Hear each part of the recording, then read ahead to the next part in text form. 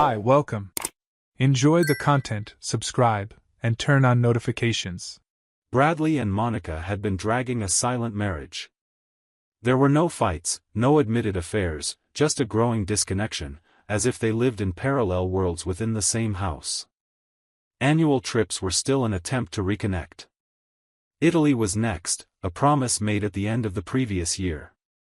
It was a plan awaited with anticipation. But, just days before departure, Bradley was called for an unexpected mission in Atlanta. The headquarters of Nextpac needed him to present a strategic project to a huge client in the food sector that was about to break their contract. It was a real promotion opportunity. He explained everything to Monica, hoping for support, maybe a suggestion to reschedule. But she didn't offer any of that. Monica listened in silence, crossed her arms, and simply replied, "Then go." "I'm going too. Everything is already booked." She said this without looking up.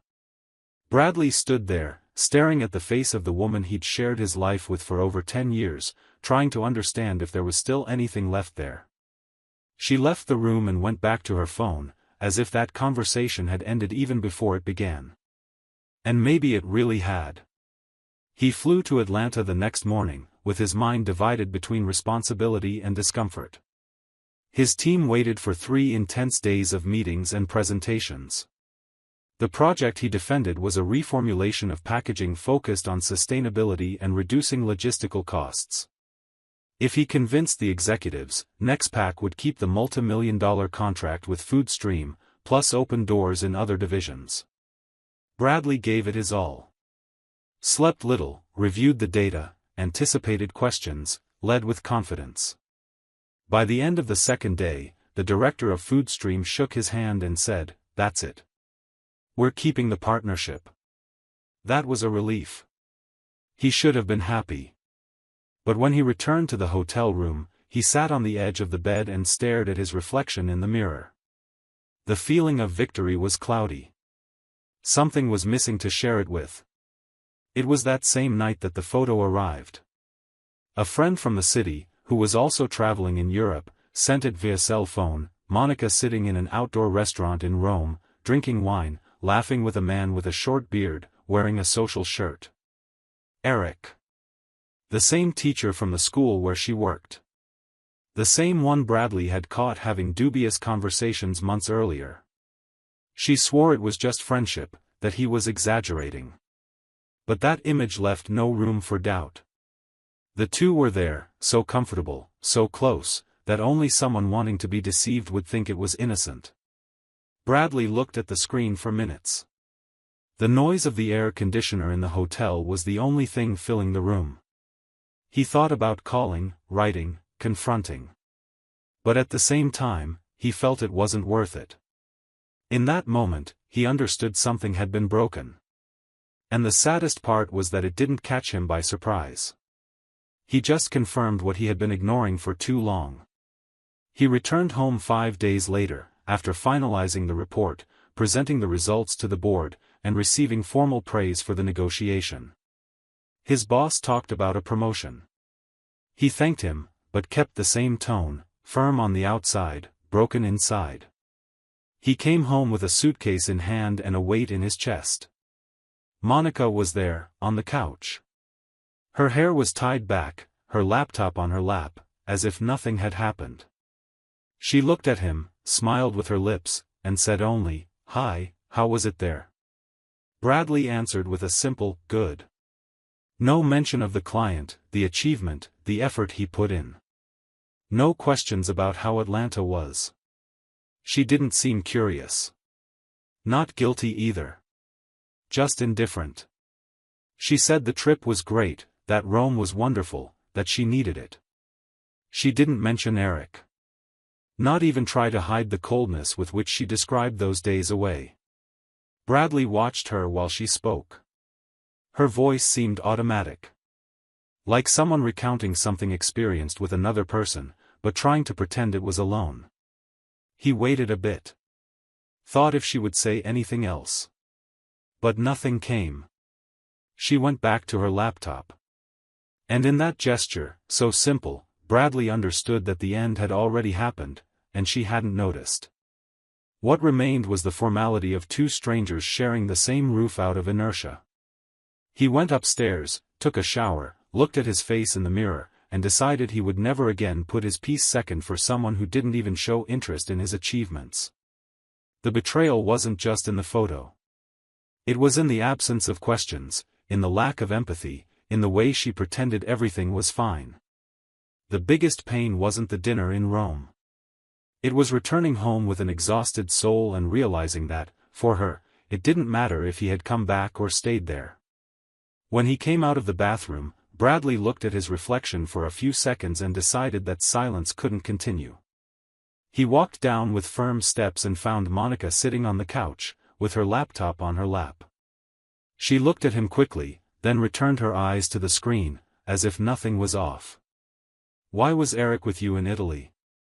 He blurted out, without beating around the bush. She froze. Her hands became motionless over the keyboard. "What do you mean?" "Tried to gain time." "You know exactly." "Why was he there? Why did you spend days with him and not tell me? Was that why you preferred to go alone? Was everything already arranged?" She took a deep breath and closed the laptop carefully, as if that act would protect her from the truth about to come out. "I met him by chance. I didn't even know he was going to Italy," she replied with a trembling voice. Bradley took a step forward, his eyes fixed on hers. "By chance? You work together, talk all day, and you want to make me believe that by chance he showed up in Rome on the same days, on the same route? Cut it out." Monica stayed silent for a moment. Then ran her hand across her face, frustrated. "You are overreacting. You are being dramatic. That's why I didn't tell you. I knew you would react like this, get jealous, draw conclusions. I saw a photo, Monica. The two of you laughing, as if it were a second honeymoon. That's not jealousy, that's observation. And you didn't even have the decency to warn me." She looked away. A knot started forming in her throat. "You already know what happened here, right?" he asked, his voice lower but firm. "What?" she whispered. "Only you don't realize your marriage is over," he replied, directly, tired. Monica put her hands on her face. She cried. But it wasn't a cry of surprise. It was from someone who finally saw the consequence knocking at the door. "It's not like that, Bradley. I didn't want to go alone. I swear. When you said you wouldn't go anymore because of work, I felt abandoned. And then Eric heard the conversation at work. Said that if I wanted, he could accompany me. I accepted. I was going alone. But it happened." Bradley closed his eyes for a moment. All that was worse than he had imagined. It wasn't chance. It was choice. Filling in. Cowardice. Without saying anything more, he turned around, went upstairs to the room, opened the suitcase that hadn't even been unpacked yet, and took some clothes. Crossed the hallway and entered the guest room. Closed the door. He wanted distance. Needed to sleep, not to rest, but to wake up in a new chapter. Inside him, there were no more doubts. Only confirmation that the end had begun much before that trip. And that night, sleeping in another room in his own house, he decided that from now on, nothing would be the same. Bradley woke up before the alarm. His body tired, but his mind determined. Dressed in the first clothes he saw and left quietly. Took the car and drove to a nearby cafe near the company. Ordered a strong coffee and a simple bread, the kind he rarely ate, and sat there looking at his phone for a few minutes. Took a deep breath, opened the Contacts app and searched for the number a colleague had recommended months ago, during a random conversation about divorces. It rang twice and was picked up. Spoke firmly. Explained the situation, told the main points. Without victimizing himself, but making it clear that there was nothing left to save. Said he wanted to file for divorce as soon as possible. The lawyer asked for some documents and agreed to prepare everything. After hanging up, he felt a strange mix of relief and ending. It was like signing the closure of a long phase of life, with everything it brought, joys, frustrations, and now, this weight of forced detachment. He went back home late afternoon. Monica was in the kitchen, stirring something on the stove. He entered straight and said without beating around the bush. "I called a lawyer this morning. He will prepare the divorce papers." She turned with a surprised face, still holding the spoon in her hand. "What do you mean? You already spoke with a lawyer?" "I did," he replied dryly. "And I want this to end quickly." She walked toward him, her voice choked. "Bradley, please, this is an exaggeration. We're hurt, confused, but we don't need to do it this way. Give me a chance to fix things." He crossed his arms, looked directly at her and said without changing his tone. "I won't waste another cent on your behalf. That's why I'll stay here until the divorce is done. If you want to stay, stay. If you want to leave, go. If you want to run after Eric, go ahead. Your life isn't my concern anymore." Monica started crying. Tried to get closer, but he moved away. "It doesn't help anymore. You made your choices, now accept the consequences."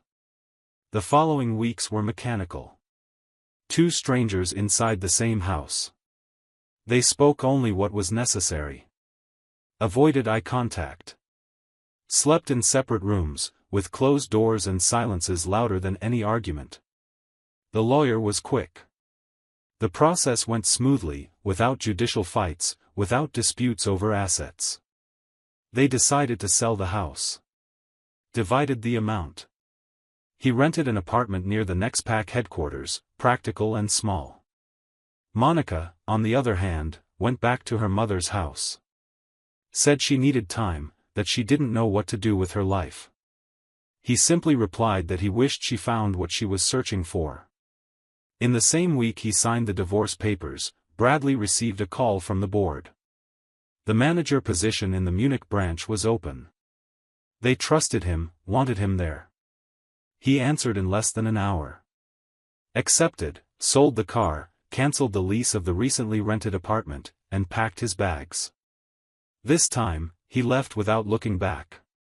Without promises, without farewells.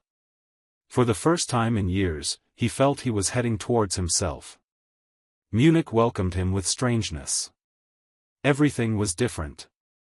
The language was tricky in the first attempts.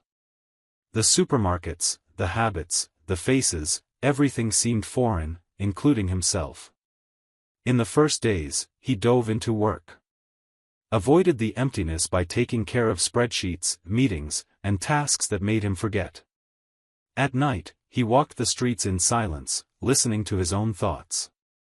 On one of these aimless walks, he stopped in front of a flower stand.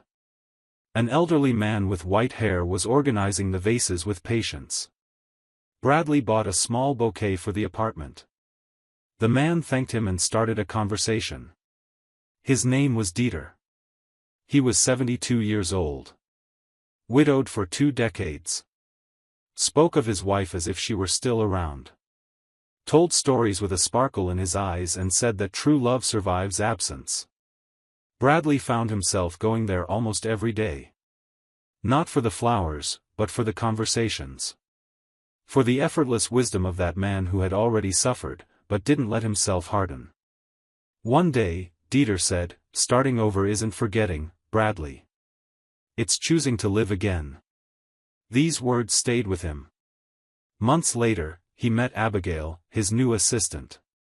She was intelligent, discreet, and had a kindness that didn't invade, just accompanied. Both had complicated pasts. Neither was in a rush. But between meetings, shared coffees, and sincere exchanges, something light grew. A bond that developed without pressure, without fear. Together, they began to rebuild the idea of trust. Step by step. Without fantasies, without masks.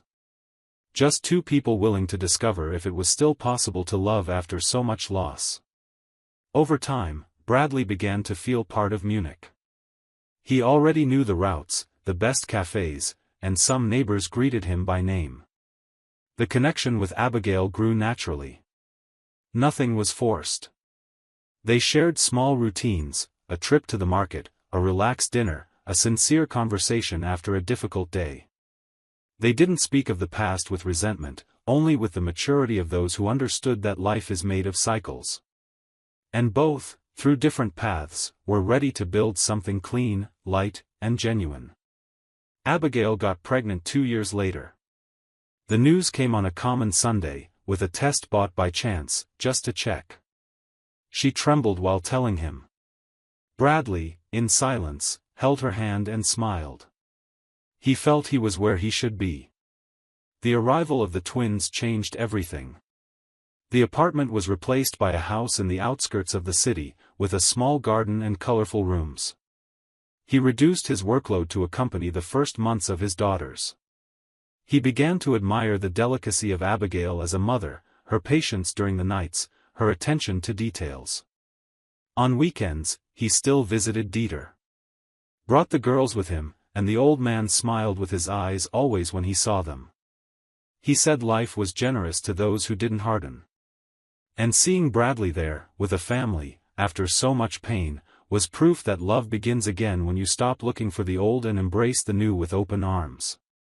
9 years had passed since the end. And life was already different.